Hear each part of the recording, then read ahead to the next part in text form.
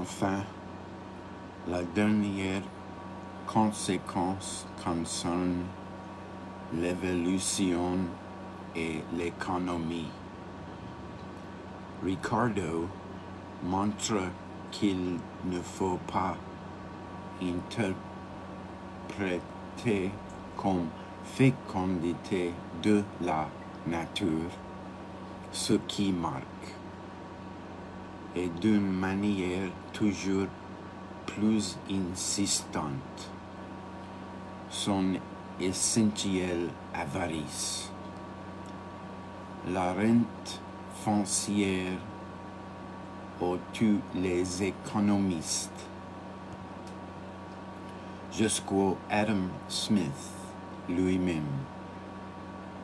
voyant le signe d'une fécondité propre à la terre, n'existe que dans la mesure exacte où le travail agricole devient de plus en plus dur, de moins et moins rentable. À mesure qu'on est contraint par la croissance ininterrompue de la population de défricher des terres moins fécondes, la récolte de ces nouvelles unités de blé exige plus de travail, soit que les labeurs doivent être plus profondes, soit que la surface ensemencée doivent être plus large, soit qu'il faille plus d'engrais. Le coût de la production est donc beaucoup plus élevé pour ces ultimes récoltes que pour les premières qui avaient été obtenues à l'origine sur des terres riches et fécondes. Or, ces denrées si difficiles à obtenir ne sont pas moins indispensables que les autres si on ne veut pas qu'une certaine partie de l'humanité meure de faim. C'est donc le coût de production de blé sur les terres les plus stériles qui déterminera les prix du blé en général.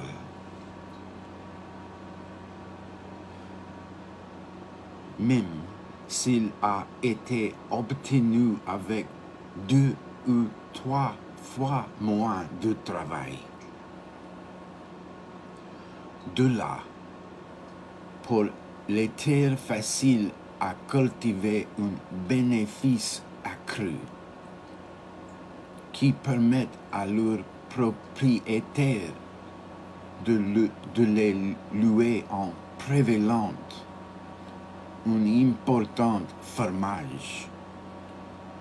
La rente foncière est l'effet non d'une nature prolifique, mais d'une terre avare. Or, cette avarice ne cesse de devenir chaque jour plus sensible. La population, en effet, se développe. On se met à l'ébaueur des terres de plus en plus pauvres, les coûts de production augmentant, les prix agricoles augmentant et avec eux les rentes foncières. Sous cette pression, il se peut bien, il faut bien que le salaire nominal des ouvriers se mette lui. Adam Smith recherche sur la richesse des nations, aussi accroître afin de couvrir les frais minimums de subsistance. Mais pour cette même raison, le salaire réel ne pourra pratiquement pas s'élever au-dessus de ce qui est indispensable pour que l'ouvrier s'habille, se loge, se nourrisse et, finalement, le profit des entrepreneurs baissera dans la mesure même où la rente foncière augmentera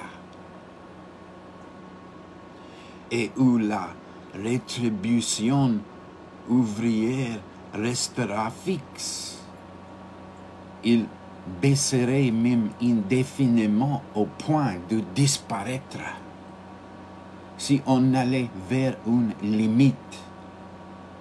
En effet, à partir d'un certain moment, les profits industriels seront trop bas pour qu'on fasse travailler de nouveaux ouvriers.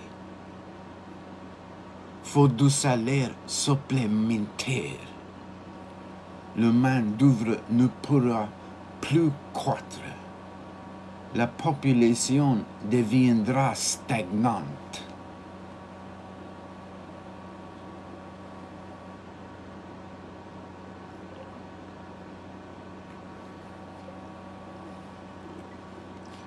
Il ne sera plus nécessaire de défricher de nouvelles terres encore plus infécondes que les précédentes.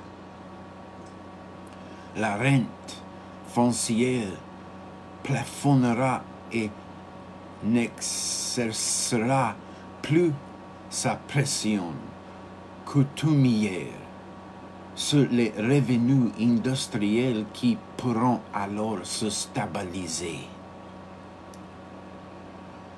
L'histoire enfin deviendra étale. La finitude de l'homme sera définie une fois pour toutes, c'est-à-dire pour un temps indéfini. Paradoxalement, c'est l'historicité introduite dans l'économie par Ricardo qui permet de penser cette immobilisation de l'histoire. La pensée classique, elle, concevait pour l'économie un avenir toujours ouvert et toujours changement. Mais il s'agissait en fait d'une modification du type spatial. Le tableau que les richesses étaient censées former en se déployant, en s'échangeant et en s'ordonnant, pouvait bien s'agrandir. Il demeurait le même tableau, chaque élément perdant de sa surface relative, mais entrant en relation avec de nouveaux éléments.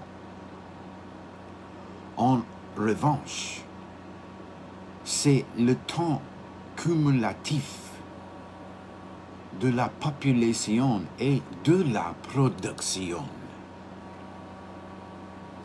C'est l'histoire ininterrompue de la réalité qui, à partir du 19e siècle, permet de penser appauvrissement de l'histoire, son inertie progressive, sa pétrification et bientôt son immobilité rocheuse. On voit quel rôle l'histoire et l'anthropologie jouent l'une par rapport à l'autre. Il n'y a histoire, travail, production, accumulation et croissance des cultes réels que dans la mesure où l'homme comme être naturel est fini. Finitude qui se prolonge bien au-delà des limites primitives de l'espèce et des besoins immédiats du corps, mais qui ne cesse s'accompagner. Au moins en sourdine tout le développement des civilisations. Plus l'homme s'installe au cœur du monde, plus il avance dans la possession de la nature, plus fortement aussi il est pressé par la finitude, plus il s'approche de sa propre mort. L'histoire ne permet pas à l'homme de s'évader de ses limites initiales, sauf en apparence. Et si on donne à la limite le sens le plus superficiel, mais si on considère la finitude fondamentale de l'homme, on s'aperçoit que sa situation anthropologique ne cesse de dramatiser toujours davantage son histoire, de la rendre plus périlleuse et de l'approcher pour ainsi dire de sa propre impossibilité.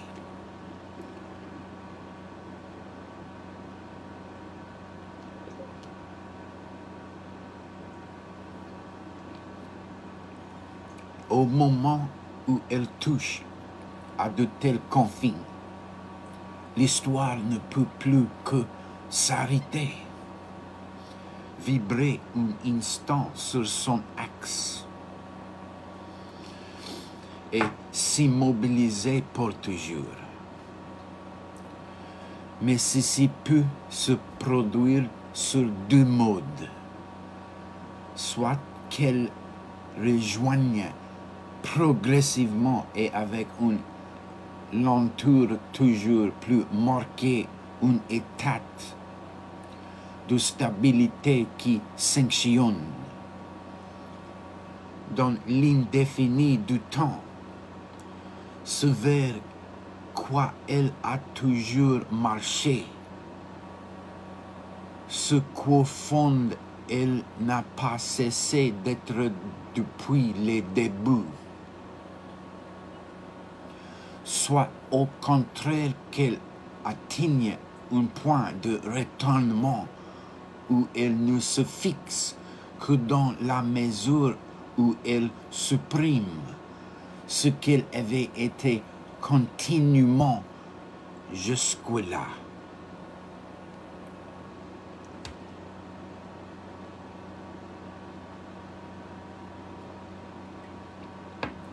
Dans la première solution, représentée par le pessimisme de Ricardo, l'histoire fonctionne en face des déterminations anthropologiques comme une sorte de grand mécanisme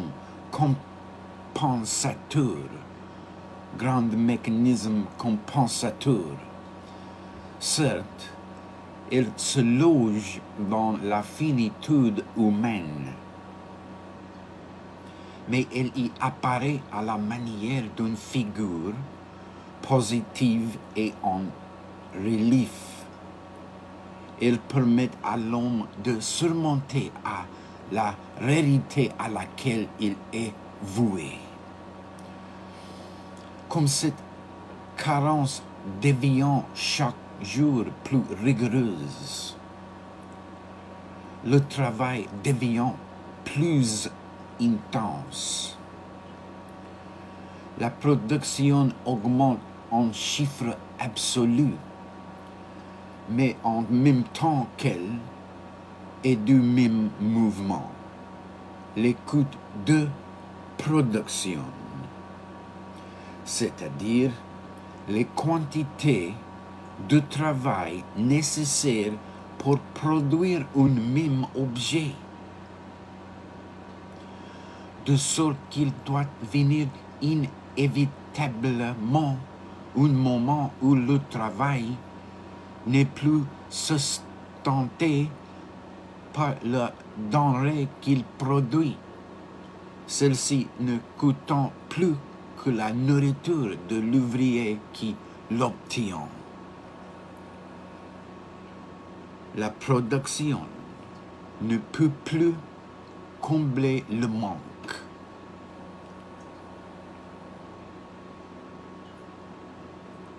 Le manque. Alors, la réalité va se limiter elle-même par une stabilisation démographique. Et le travail va s'ajuster exactement aux besoins par une réparation déterminée des richesses. Désormais,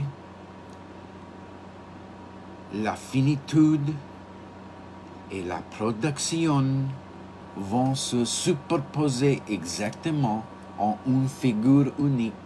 Tout labeur supplémentaire serait inutile. Tout excédent de population périrait. La vie et la mort seront ainsi exactement posées l'une contre l'autre, surface contre surface, immobilisées et comme renforcées toutes deux par leur poussée antagoniste.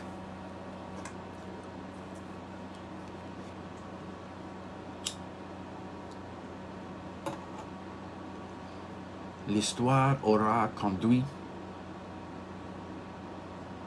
la finitude de l'homme jusqu'à ce point limite où elle apparaîtra enfin en sa pureté.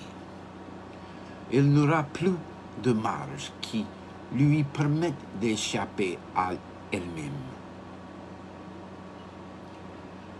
Plus d'efforts à faire pour se ménager un avenir, plus de terres nouvelles ouvertes à des hommes futurs.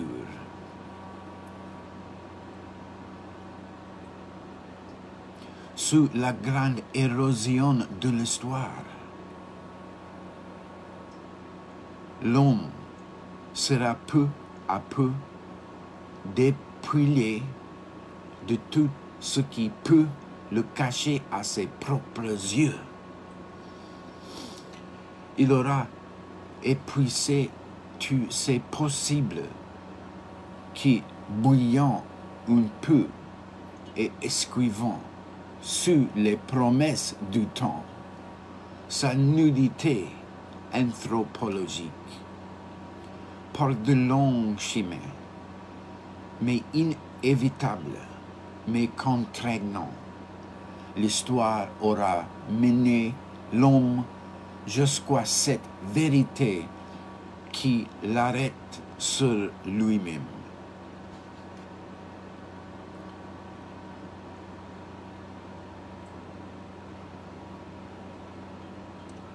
Dans la seconde solution, représentée par Marx,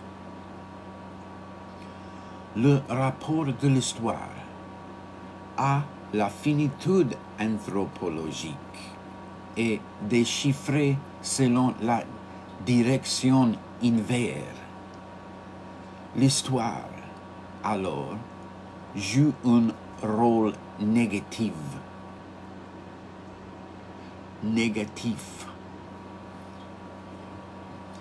C'est elle, en effet, qui accentue les pressions du besoin, qui fait croître les carences, contraignant les hommes à travailler et à produire toujours davantage,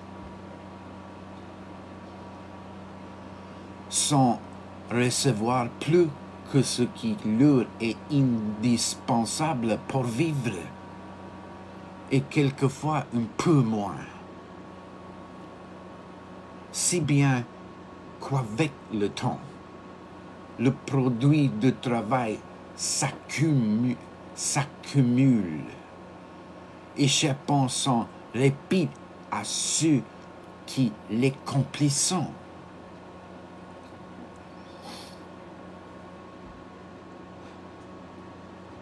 Ceux-ci produisant infiniment plus que cette part de la valeur qui leur revient sous forme de salaire,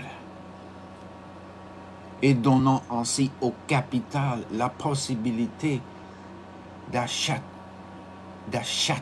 à nouveau du travail. Ainsi croît sans cesse le nombre de ceux que l'histoire maintient aux limites de leurs conditions d'existence. Et par là même, ces conditions ne cessant de devenir plus précaires et d'approcher de ce qui rendre l'existence elle-même impossible.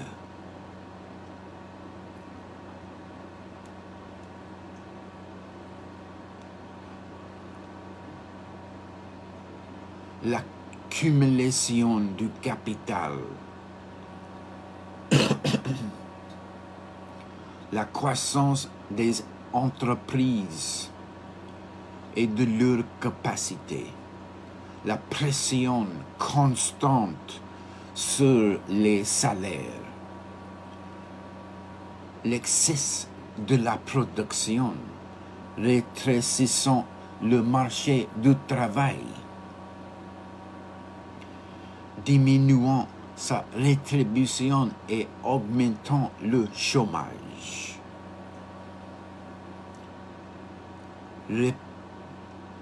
Repoussé par la misère aux confins de la mort, toute une classe d'hommes fait, comme à nous, l'expérience de ce que sont le besoin, la femme et le travail, ce que les autres attribuant à la nature ou à l'ordre spontané des choses. Ils savent y reconnaître le résultat d'une histoire et l'aliénation d'une finitude qui n'a pas cette forme. C'est cette vérité de l'essence humaine qu'ils peuvent pour cette raison et qu'ils sont seuls à pouvoir ressaisir afin de la restaurer, ce qui ne pourra être obtenu que par la suppression ou du moins le renversement de l'histoire telle qu'elle s'est déroulée jusqu'à présent.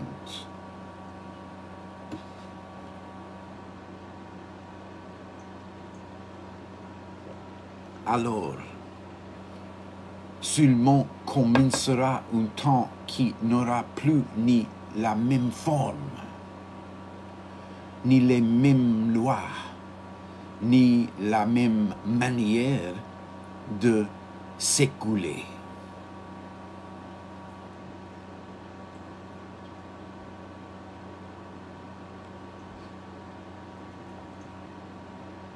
Mais peu importe sans doute l'alternative entre le pessimisme de Ricardo et la promesse révolutionnaire de Marx.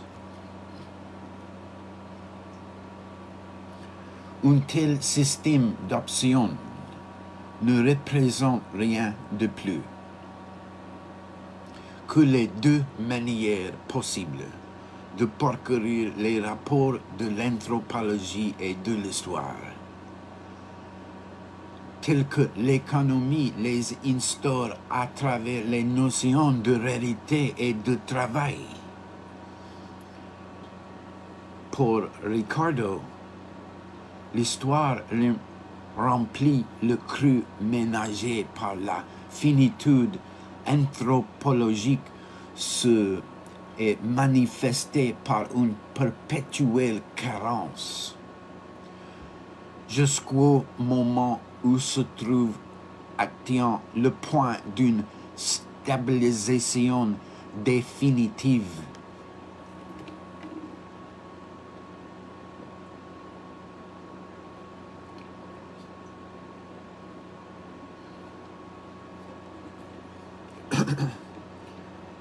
Selon la lecture marxiste,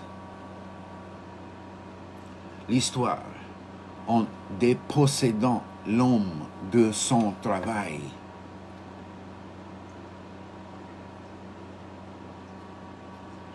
fait surgir en relief la forme positive de sa finitude, sa vérité matérielle enfin libérée. Certes, on comprend sans difficulté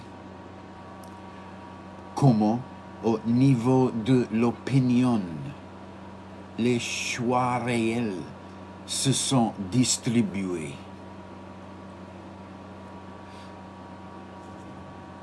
Pourquoi certains optent pour le premier type d'analyse et d'autres pour le second, mais ne sont là que des différences dérivées qui relèvent en tout et pour tout d'une enquête et d'un traitement doxologique au niveau profond du savoir occidental, le marxisme n'a introduit aucune coupure réelle. Il s'est logé sans difficulté, comme une figure pleine, tranquille, confortable et, ma foi, satisfaisant pour un temps, le sien, à l'intérieur d'une disposition épistémologique qui l'a accueilli avec faveur, puisque c'est elle justement qui lui faisait place, et qu'il n'avait en retour ni le propos de troubler, ni surtout le pouvoir d'altérer, ne fût-ce que d'une pouce, puisqu'il reposait tout entière sur elle. Le marxisme est dans la pensée du XIXe siècle comme poisson dans l'eau.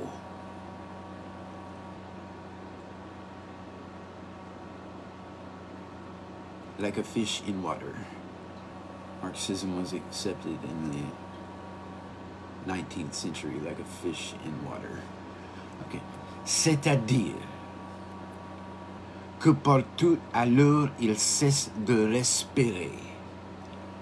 S'il s'oppose aux théories bourgeoisie de l'économie, et si dans cette opposition il projette contre elle un retournement radical de l'histoire,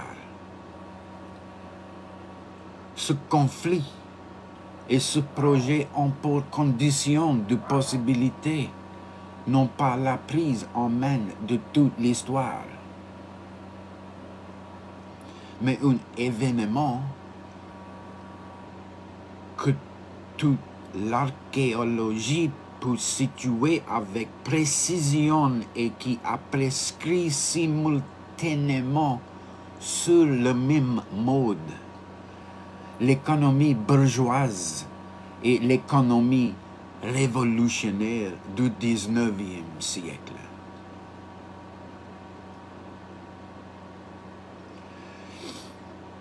Leur débat ont beau émouvoir quelques vagues et dessiner des rides à la surface. Ce ne sont tant qu'aux bassines des enfants.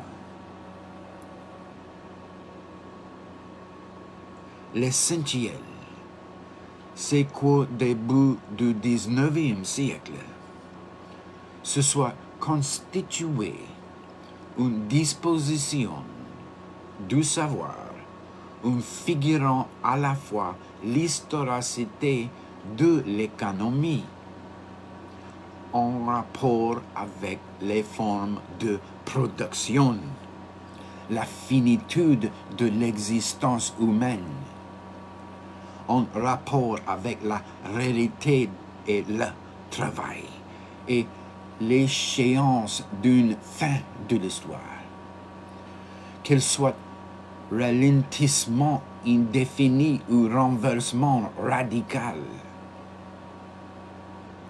Histoire, anthropologie et suspense du devenir, s'appartiennent selon une figure qui définit pour le pensée du XIXe siècle un de ces réseaux majeurs. On sait, par exemple, le rôle que cette disposition a joué pour ranimer de bon vouloir fatigué des humanismes. On sait comment il a fait renaître les utopies d'achèvement dans la pensée classique. L'utopie fonctionnait plutôt comme une rêverie d'origine. C'est que la fraîcheur du monde devait assurer le déploiement idéal d'un tableau où chaque chose serait présente en sa place, avec ses voisinages, ses différences propres, ses équivalences immédiates. En cette prime lumière, les représentations ne devions pas encore être détachées de la vive, aiguë et sensible présence de ce qu'elle représente. Au XIXe siècle, l'utopie concerne la chute du temps plutôt que son matin. C'est que le savoir n'est plus constitué sur le mode de tableau, mais sur celui de la série, de l'enchaînement et du devenir, quand viendra avec le soir promis, l'ombre du dénouement, l'érosion lente ou la violence de l'histoire feront s'élire en son immobilité rocheuse.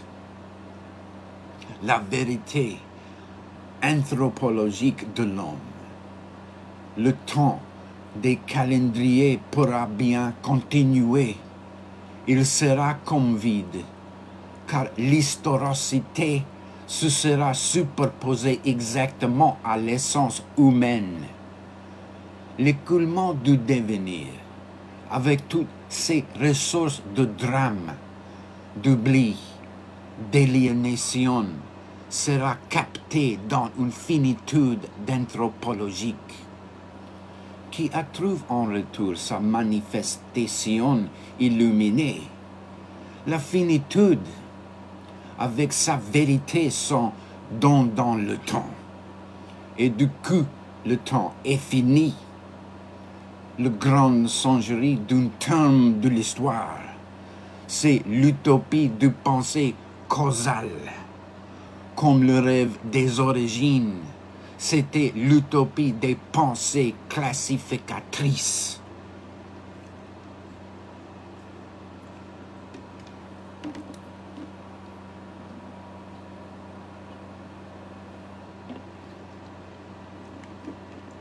Cette disposition a été longtemps contraignante. Et à la fin du XIXe siècle, Nietzsche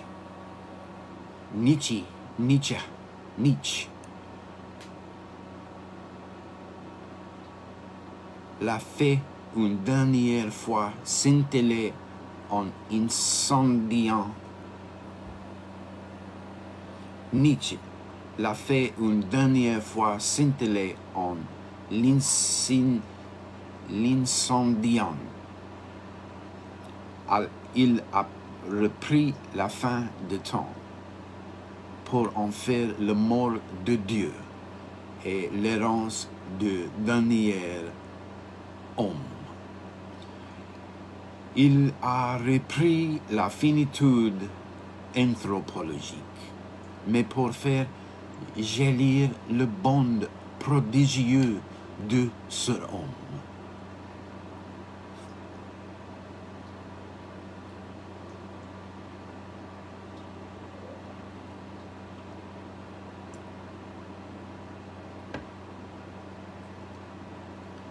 Il a repris le grand chant continu de l'histoire, mais pour la courber dans l'infini du retour, la mort de Dieu, l'imminence du surhomme, la promesse et l'épouvante de la grande année ont beau reprendre comme terme à terme les éléments qui se disposant dans la pensée du XIXe siècle et en formant le réseau archéologique. Il n'en demeure pas moins qu'enflammant toutes ces formes stables, qu'elles dessinant de lourds restes calcinés des visages étranges, impossibles peut-être, et dans une lumière dont on ne sait pas encore au juste si elle ranime le dernier incendie ou si elle indique l'aurore. On voit s'ouvrir ce qui peut être l'espace de la pensée contemporaine. C'est Nietzsche, en toute casse, qui a brûlé pour nous et avant même que nous fussions les promesses mêlées de la dialectique et de promesses mêlées de la dialectique et de l'anthropologie.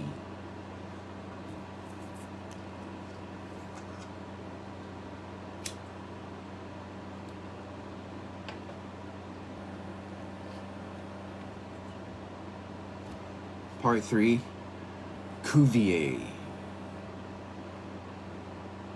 Dans son projet d'établir une classification aussi fidèle qu'une méthode et aussi rigoureuse qu'un système, Jussieu avait découvert la règle de subordination des caractères. Tout comme Smith avait utilisé la valeur constante du travail pour établir le prix naturel des choses dans le jeu des équivalences. Et de même que Ricardo a affranchi le travail de son rôle de mesure pour le faire entrer en deçà de tout échange dans les formes générales de la production de même Cuvier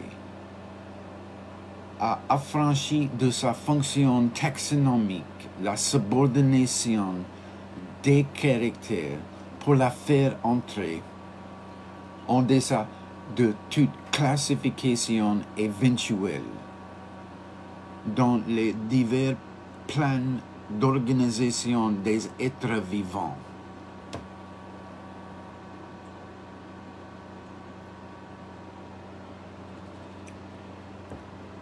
Le lien interne qui fait dépendre les structures les unes des autres n'est plus situé au seul niveau des fréquences. Il devient le fondement même des corrélations. C'est de ce décalage et cette inversion que Jeffrey St. Hilaire devait traduire un jour en distance. L'organisation devient un être abstrait susceptible de formes nombreuses. L'espace des êtres vivants pivote autour de cette notion et tout ce qui avait pu apparaître jusque-là à travers le quadrillage de l'histoire naturelle, genre, espèce, individu, structure, organe. Tout ce qui s'était donné au regard prend désormais un mode d'être nouveau.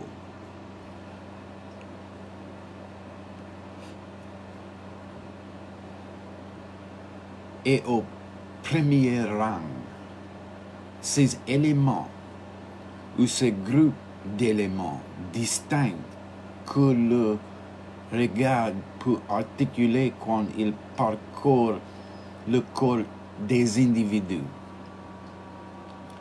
et qu'on appelle les organes. Dans l'analyse des classiques, l'organe se définissait à la fois par sa structure et par sa fonction. Il était comme un système à double entrée qu'on pouvait lire exhaustivement, soit à partir du rôle qu'il jouait. Par exemple, la reproduction, soit à partir de ces variables morphologiques, forme, grandeur, disposition et nombre. Les deux modes de déchiffrement se recouvraient au plus juste, mais ils étaient indépendants l'un de l'autre. Le premier énonçant l'utilisable, le second l'identifiable. C'est cette disposition que Cuvier bouleverse, levant aussi bien le postulat de l'ajustement que celui de l'indépendance. Il fait déborder élargement la fonction par rapport à l'organe et soumet la disposition de l'organe à la souveraineté de la fonction.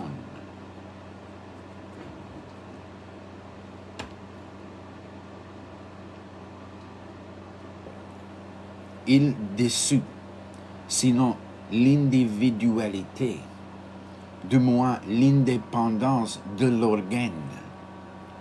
Erreur de croire tout est important dans un organe important. Il faut diriger l'attention plutôt sur les fonctions elles-mêmes que sur les organes.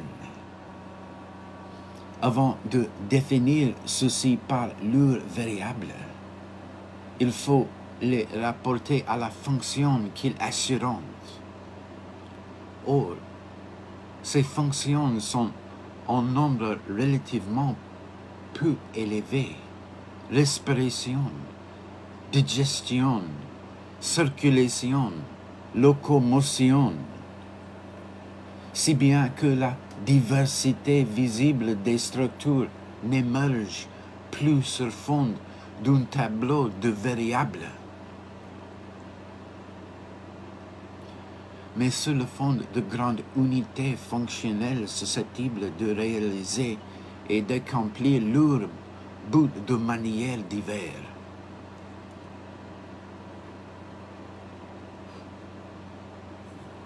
Ce qui est commun à chaque genre d'organes considérés dans tous les animaux se réduit à très peu de choses et ils ne se ressemblent souvent que par l'effet qu'ils produisent.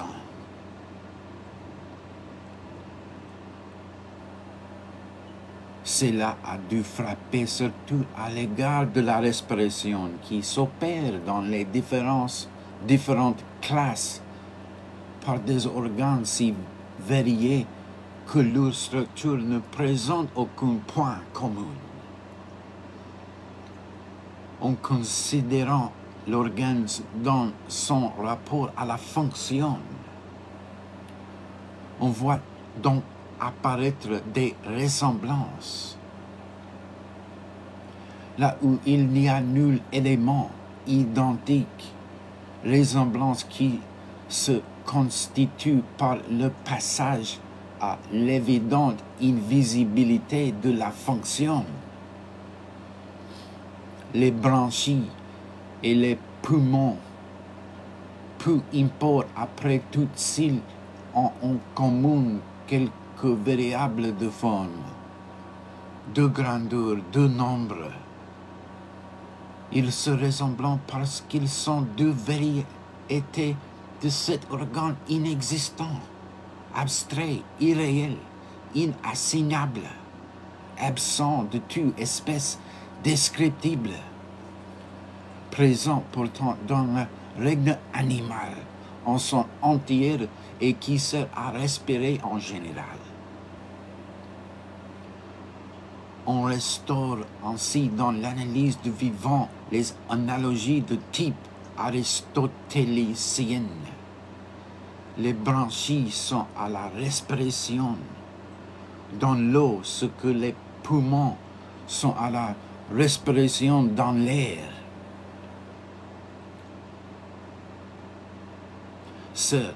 De pareils rapports étaient parfaitement connus à l'âge classique, mais ils servaient seulement à déterminer des fonctions. On ne les utilisait pas à établir l'ordre des choses dans l'espace de la nature. À partir de Cuvier, la fonction définie sous la forme non perceptible de l'effet à attendre va servir de moyen terme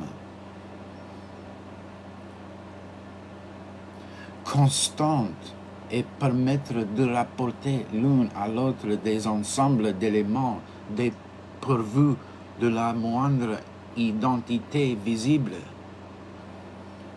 Ce qui pour le regard classique n'était que pure et simple différence juxtaposée à des identités.